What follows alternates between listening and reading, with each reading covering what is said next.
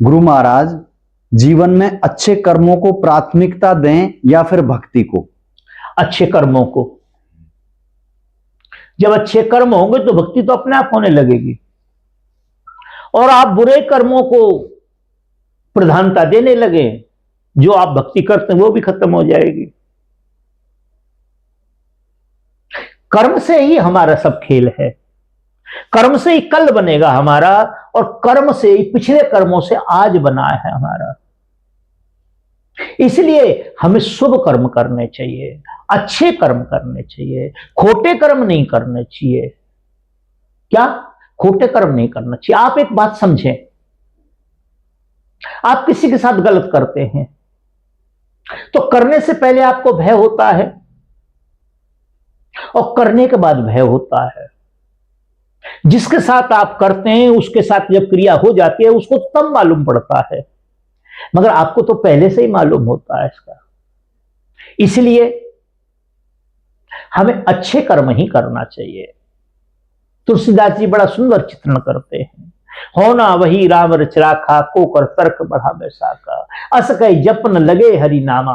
क्या हुआ? ये संसार की क्रिया हमसे नहीं संभलेगी। हम पूरी दुनिया में अमरेला लगा लें, छतरी लगा लें और इस दुनिया को बारिश से बचा ले, ऐसा संभव नहीं है। हमें अपने ऊपर छतरी लगा लेनी चाहिए।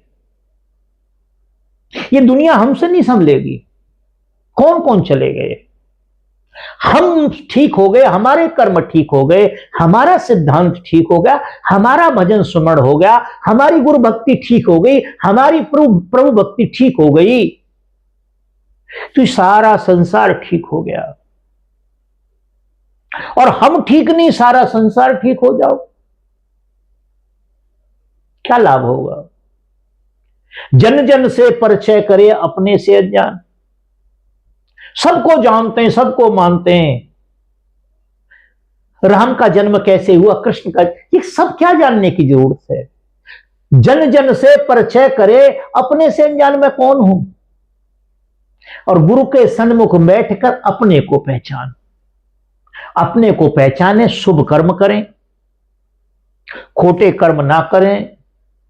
खोटे कर्मों के करने से आपको आज भी कष्ट होगा और आने वाला जो कल है वो भी कष्ट लेके आएगा। इसलिए कर्मों को सुधार ले। हो गया भजन। आदत बुरी संवार ले, किसी कवि ने कहा है, आदत बुरी संवार ले, हो गया भजन। ये बात सच है। हम कर्मों को प्रधानता दे, भक्ति तो अपने आप हो जाएगी। कर्म यदि खराब है, लाखों जीवन आप भक्ति करते हैं, उसका कोई लाभ नहीं होगा। रावण के साथ क्या था, ये कंस के साथ क्या था? तो मैं तो ये समझता हूं कि कर्म के ऊपर प्रधानता दें तो आपका, मेरा, सबका कल्याण होगा। बिना कर्म के किसी का कल्याण नहीं होगा। धन्यवाद।